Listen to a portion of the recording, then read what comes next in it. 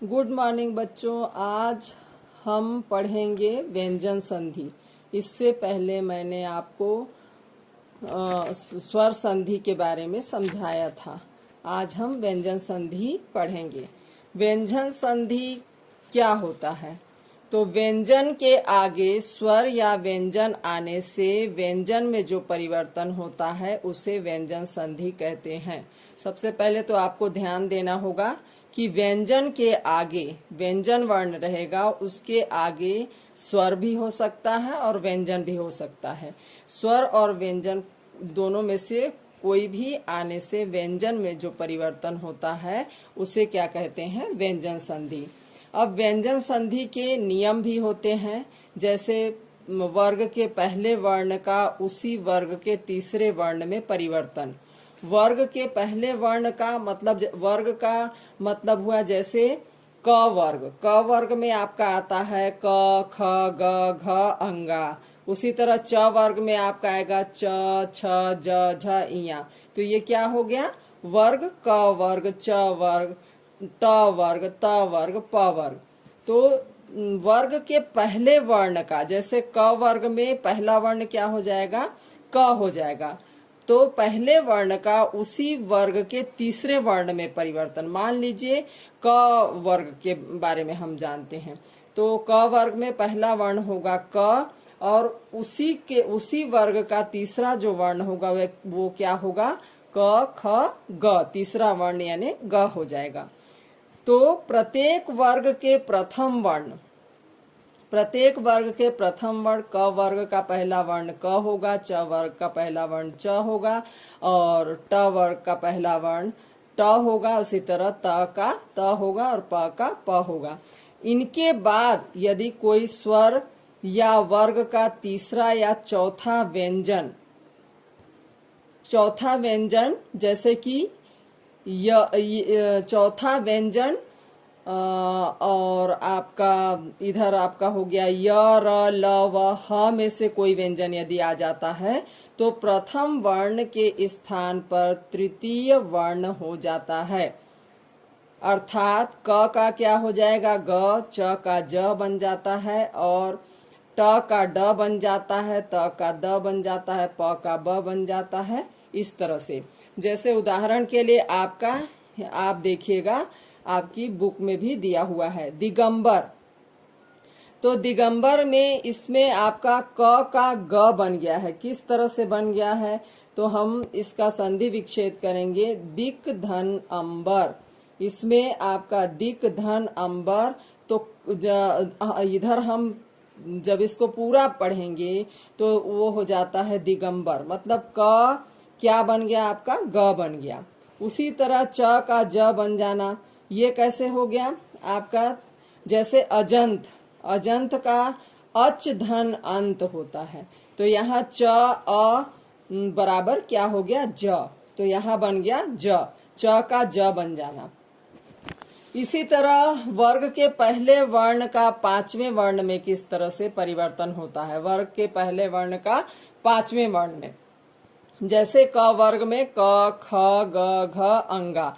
तो क वर्ग का पहला वर्ण हो गया आपका क, और उसका पांचवा वर्ण हो जाएगा क, ख, ग, घ, अंगा, मतलब अंगा हो जाएगा। इसी तरह से च वर्ग का च, छ, ज, झ, अण, त, थ, द, ध, न, प, फ, ब, भ, म, ये आपका पांचवा वर्ण हो जाएगा। तो यदि वर्ग के प्रथम वर्ण के बाद म या न हो तो प्रथम वर्ण पंचम वर्ण में बदल जाता है। प्रथम वर्ण क्या बदल जाता है? पांचवें वर्ण में बदल जाता है। अर्थात क का क्या हो जाएगा? अंगा। जैसे इसमें भी बताया गया है, क का पांचवा जो वर्ण है वो क्या है? अंगा है। च का क्या हो जाएगा? इया। च, छ, ज, झ, इया। फिर ट का क्या हो जाएगा? अण। त का हो जाएगा न। प का हो जाएगा म। इस तरह से ये परिवर्तित हो जाता है। जैसे उदाहरण के लिए मान लीजिए सन्मार्ग। तो त का ये त और म बराबर क्या बन गए हैं? न बन गए हैं। जैसे सत धन मार्ग, तो ये आप पूरा लिखेंगे तब हो जाएगा सन्मार्ग। तो त का बदल कर क्या हो गया न, तो इसका पांचवा वर्ण न ही होगा। जैसे त थ द ध न, आप गिन कर भी देख लीजिए, ये पांचवा वर्ण होगा। तो इस तरह से ये परिवर्तित हो जाता है। उसी तरह त के संबंध में भी कुछ विशेष नियम दिए गए हैं। जैसे त के बाद यदि च अथवा छ आता है तो त का क्या हो जाता है, च हो जाता है। जैसे उदाहरण के लिए उच्चारण का संधि विच्छेद करेंगे तो उत धन चारण, त का च कैसे हो गया, जैसे त धन च बराबर च, आधा च और पूरा च, तो उत धन चारण मतलब उच्चारण, त का च हो गया। उसी तरह जब त के बाद ज अथवा झ हो तो त का क्या हो जाता है, ज हो जाता है। जैसे उदाहरण के लिए सज्जन, तो जब हम इसका संधि विच्छेद करेंगे तो हो जाएगा सत धन जन, तो त क्या बन गया, त परिवर्तित होकर क्या बना, ज बन गया। उसी तरह से जब त के बाद ट हो तो त का ट हो जाता है। जैसे तट्टिका, तो तत धन टीका मतलब त बदल कर क्या हो गया, ट हो गया। जब हम लिखेंगे तो तट्टिका लिखेंगे और इसको विच्छेद किए हैं तो तत धन टीका हो गया। फिर त के बाद ड अथवा ढ हो तो त का ड हो जाता है। उसी प्रकार जब त के बाद ल हो तो त का ल हो जाता है। इसी तरह से ये विशेष इसके नियम दिए गए हैं और अब आप पूरा ध्यान से पढ़ेंगे। उसी प्रकार म के संबंध में भी नियम दिया गया है। म के बाद यदि क ग च त द प भ आए तो म के स्थान पर उसी वर्ग का पांचवा वर्ण, म के स्थान पर ध्यान दीजिएगा, म के स्थान पर उसी वर्ग का पांचवा वर्ण या अनुस्वार हो जाता है। अनुस्वार और अनुनासिक मैंने आपको पढ़ाया, तो अनुस्वार क्या है, बिंदु। तो यदि म के स्थान पर उसी वर्ग का पांचवा वर्ण या अनुस्वार, यदि म है तो उसके स्थान पर उसी वर्ग का पांचवा वर्ण या अनुस्वार हो जाता है। पांचवा वर्ण जैसे क का पांचवा वर्ण क ख ग घ अंगा, च का पांचवा वर्ण हो जाएगा च छ ज झ इया। तो ये इस तरह से परिवर्तित हो जाता है।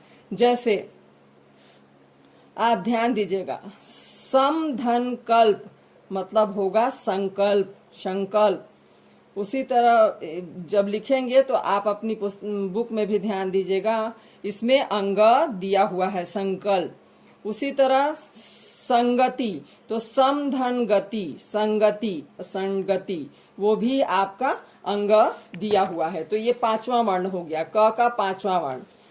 उसी तरह म का न हो जाना यानी संतोष, तो सम धन तोष, म का क्या हो गया, म परिवर्तित होकर न हो गया, म का न हो जाता है। तो त थ द ध न, ये भी पांचवा वर्ण हो गया, त वर्ग का पांचवा वर्ण हो गया। फिर म का म, ये क्या होगा, जैसे संपूर्ण, संपूर्ण इसका संधि विच्छेद करेंगे तो समधन पूर्ण हो जाएगा।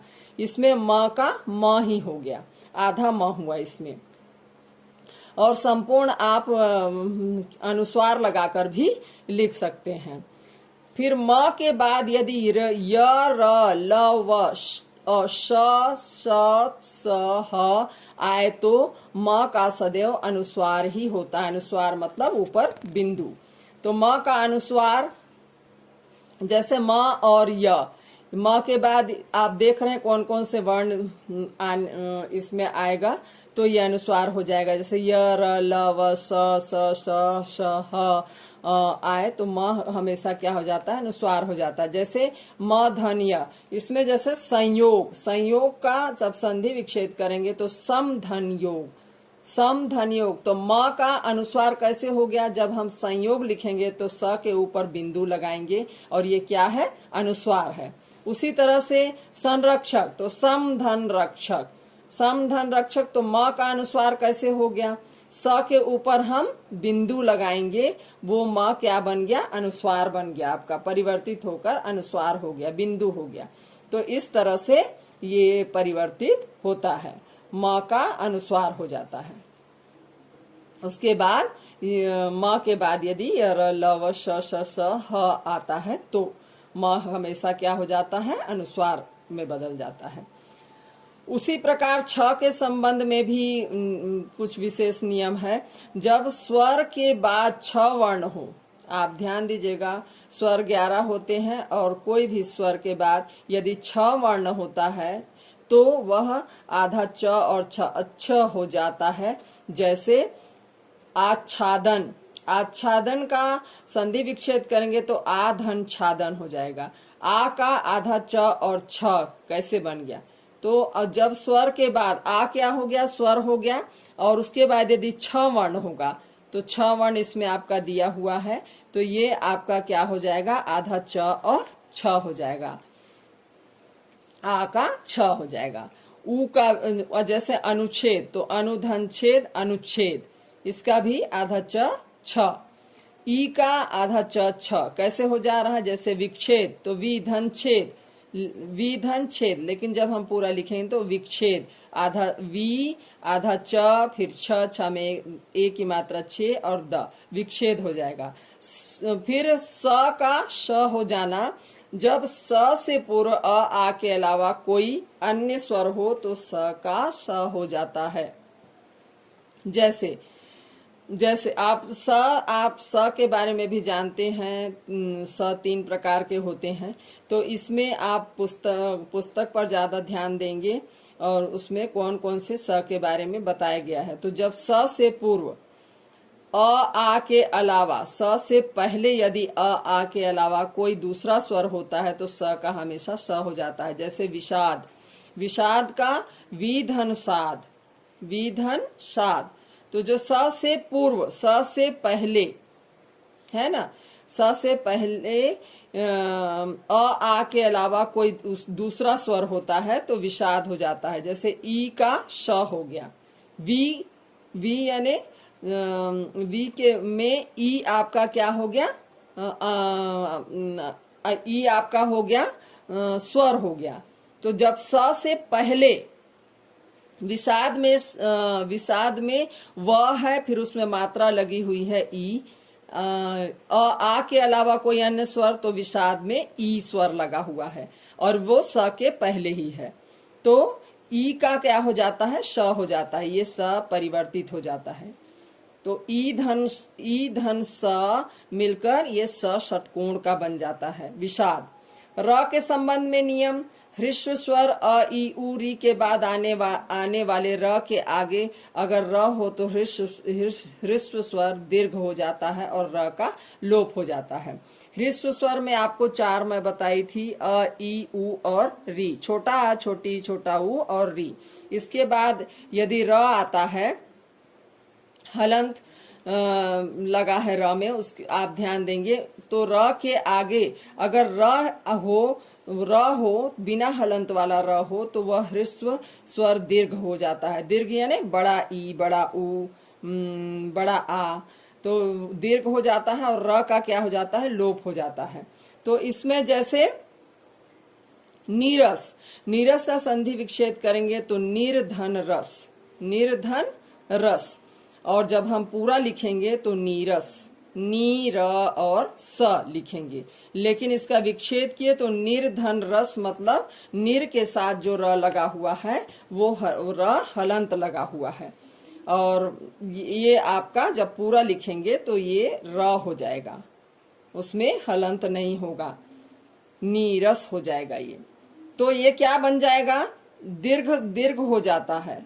र के आगे अगर र हो, र के आगे अगर र हो, जैसे निर्धन रस, मतलब र के आगे भी र दिया हुआ है तो ह्रस्व स्वर दीर्घ हो जाता है, ह्रस्व स्वर दीर्घ हो जाता है, मतलब इधर लिखे हम लोग निर्धन रस, न में छोटी की मात्रा लगाए, लेकिन र के आगे अगर र रहता है तो ये दीर्घ ह्रस्व स्वर जो होता है वो दीर्घ बन जाता है, तब ये छोटी ई क्या बन गया? बड़ी ई बन गया।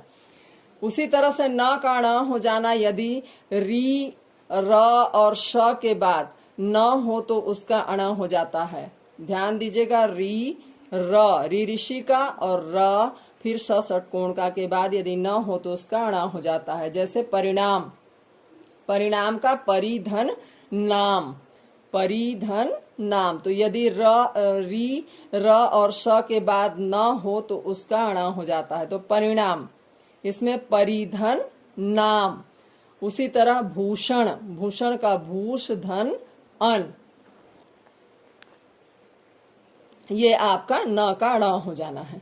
फिर आगे ध्यान दीजिएगा, ये विसर्ग संधि है, ये तीसरा है आपका विसर्ग संधि, इसे भी ध्यान से समझेंगे।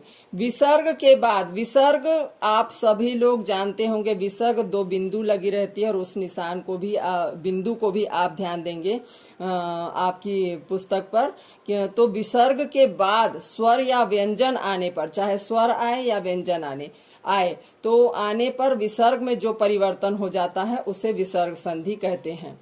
जैसे विसर्ग से पहले, विसर्ग के पहले ध्यान दीजिएगा, यदि अ हो और उसके बाद भी अ या किसी वर्ग के तीसरे चौथे पांचवें वर्ण तथा य र ल व श में से कोई वर्ण हो तो विसर्ग का ओ हो जाता है। जैसे यशोभिलाषी, मतलब विसर्ग अ बराबर ओ, इधर दिया है विसर्ग है पहले, धन अ, विसर्ग के बाद अ है, तो ये ओ कैसे हो गया। यशः धन अभिलाषी, इधर ध्यान देंगे, यशः धन अभिलाषी, तो विसर्ग आपका यशः, पहले विसर्ग है उसके बाद अ है, तो इसका क्या बन गया, ओ बन गया। उसी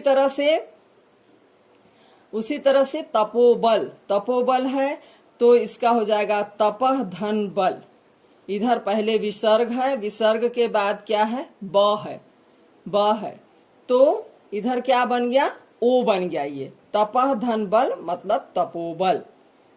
अब विसर्ग से पहले यदि आ को छोड़कर कोई दूसरा स्वर हो और उससे अलग कोई अन्य स्वर वर्ग के तीसरे चौथे पांचवें वर्ण या य र ल व ह में से कोई वर्ण हो तो विसर्ग का क्या हो जाता है, र हो जाता है, जो आगे स्वर होने पर उसमें जुड़ जाता है।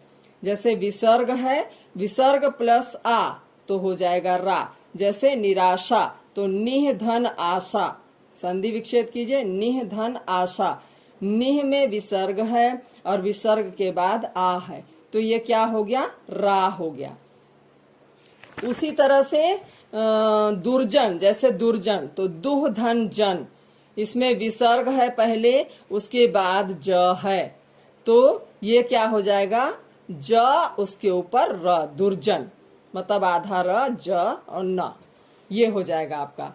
अब विसर्ग को स, विसर्ग से पहले यदि विसर्ग से पहले कोई स्वर हो तथा उससे अलग च, छ या श हो तो विसर्ग का श हो जाता है। जैसे कि दुष्चरित्र, दुष्चरित्र में दुह धन चरित्र, इसमें पहले विसर्ग है, दुह में विसर्ग है, उसके बाद है च, तो ये बन जाएगा श। उसी तरह विसर्ग से पहले ई या ऊ हो और उससे हटकर क, ख, ट, ठ, प, फ में से कोई भी वर्ण हो तो विसर्ग का स हो जाता है, श यानी स षटकोण का, आधा श भी।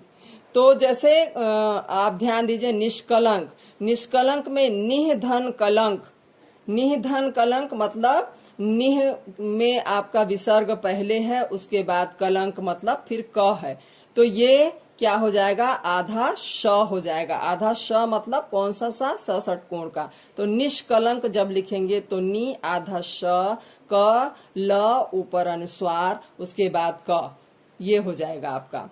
और जैसे एक उदाहरण और मैं बता रही हूँ, निष्फल, निष्फल में विसर्ग है निह धन फल, तो निह में विसर्ग पहले है उसके बाद आपका फ है, तो ये क्या हो गया, श हो गया। किस तरह से श में परिवर्तित हुआ, और वो आधा श होगा। निष्फल जब लिखेंगे तो नी आधा श, फ और ल। उसी तरह विसर्ग से परे यदि त या स हो तो विसर्ग का स हो जाता है। जैसे निस्तेज, निस्तेज में निह धन तेज, मतलब विसर्ग है पहले, निह में विसर्ग है उसके बाद त है, तो वो क्या हो गया, स। ये आपका कौन सा स है, ये आप बुक में ध्यान देंगे। जैसे सर्प, सर्प हम लिखते हैं या सांप लिखते हैं तो कौन से स का प्रयोग करते हैं, वही स आपका होगा।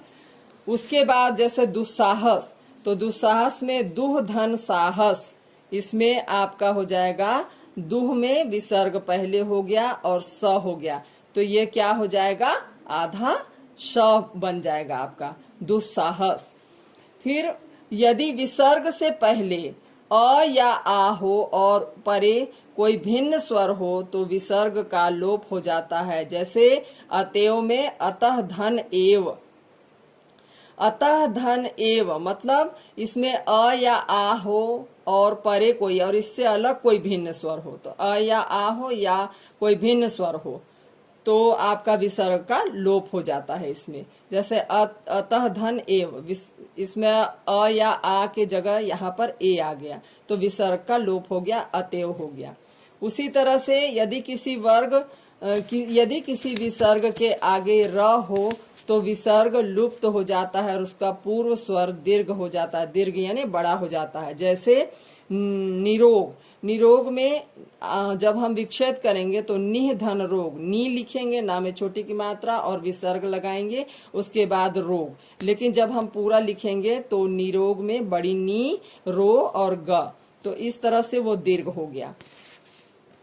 यदि विसर्ग से पहले अ हो तथा बाद में क या प हो तो विसर्ग में कोई परिवर्तन नहीं होता। ध्यान दीजिएगा, यदि विसर्ग से पहले पूर्व में अ होता है और उसके बाद में यदि क या प होता है तो विसर्ग में कोई परिवर्तन नहीं होता। जैसे प्रातः काल, ये आपका प्रातः धन काल, और जब प्रातः काल एक साथ लिखेंगे तो विसर्ग का में कोई परिवर्तन नहीं होता, किसी वर्ण में कोई परिवर्तन नहीं होता।